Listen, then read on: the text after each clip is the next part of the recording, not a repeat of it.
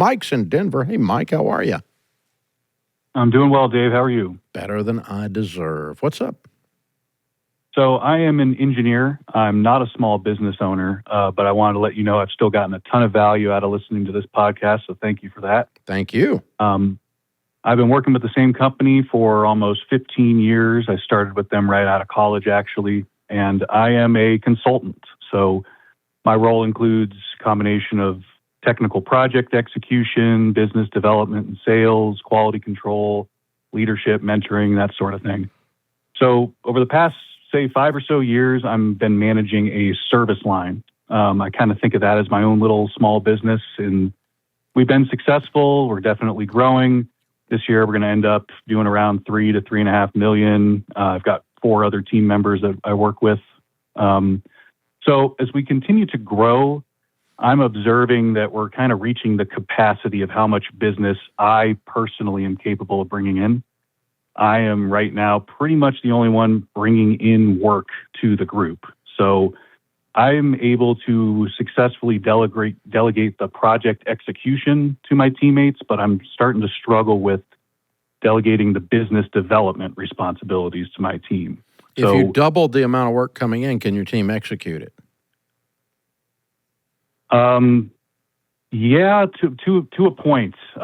Maybe not. So I said right now I've got 4 other team members. We've kind of seen the writing on the wall and the growth, and my team is expanding. So yeah, if we double the amount of work that comes in, yes, you'd have to staff up a little maybe, but you could pull it off.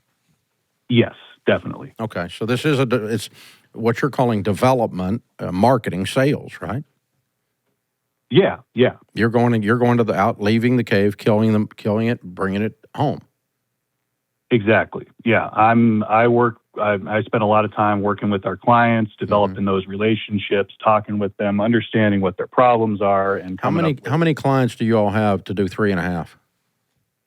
Oh, I'd say a handful, maybe 15 to 20 ballpark.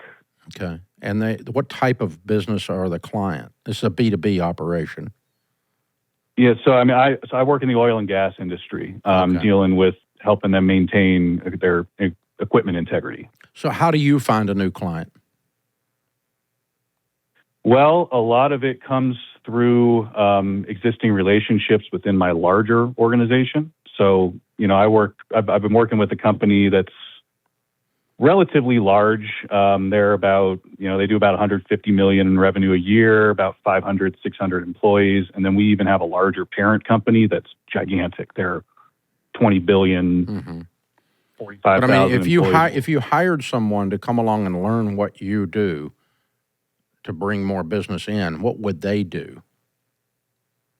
Yeah, so that's a good question. I mean, I'm kind of indirectly answering your question, but hire an external hire in the past, we've struggled with it. So we haven't had a lot of success with like hiring like a full-time salesperson, or when we have people come in, it takes them time to kind of understand the business and the work that we do. Our work is very technical. Our clients are other technical engineers. Sales needs an expert salesman. It doesn't need a salesman. Yes, I agree. Yeah, and that's a problem. So, if you're going to sell laser-guided metal lathes, you need to hire somebody that knows something about laser-guided metal lathes, not somebody sold cars last week. Exactly. Yeah. And so finding those people externally is difficult. I'm not saying it's impossible. The oil and gas business is huge. Yeah, I mean, it's a pretty tight-knit kind of area within oil and gas, in integrity. So but where would you source the person? Because you got to staff it up, because you're logistically bottlenecked. You told me. Yes. So we got to staff it. How are we going to staff it then?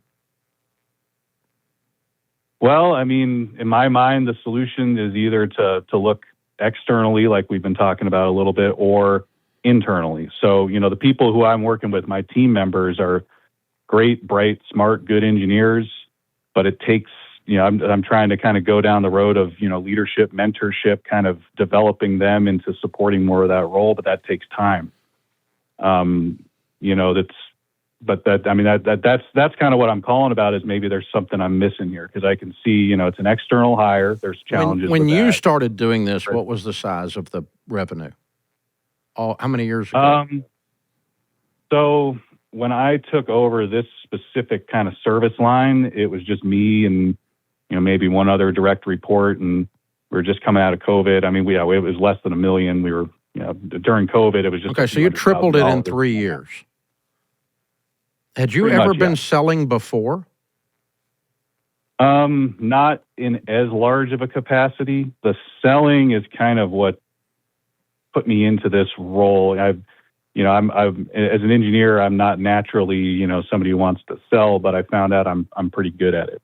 So, no, this is not selling. It's serving, and you're a good server. Yeah. A good salesman is a good server.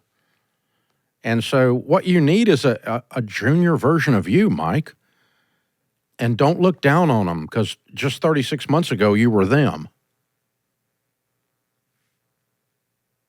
Yeah, so it sounds, I think long term. Is that guy on your team, and you're just not giving him enough credit?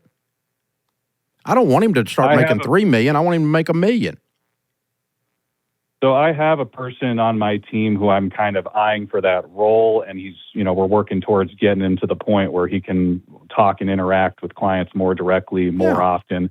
Yeah. And he's getting there. And you got to walk with him for 12 to 14 months, which you didn't have anybody. You just got thrown in the fire. Yeah.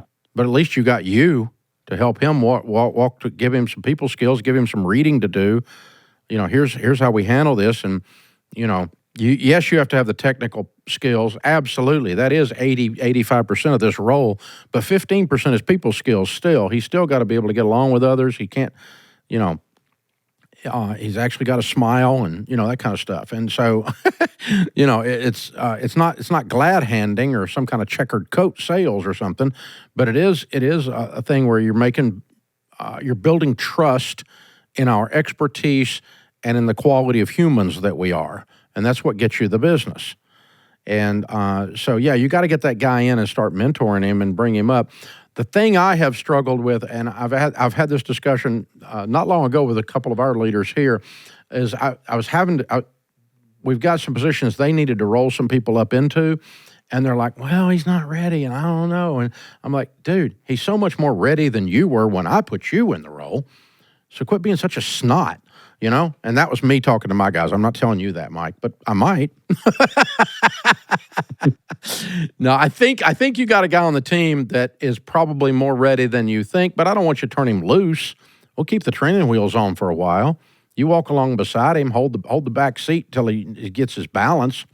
If you do take the training wheels off, but you can, and you have a reasonable expectation. The first year you didn't bring in 3.5. It took you 3-4 years to do that in a business development or sales or whatever we want to call this, or serving.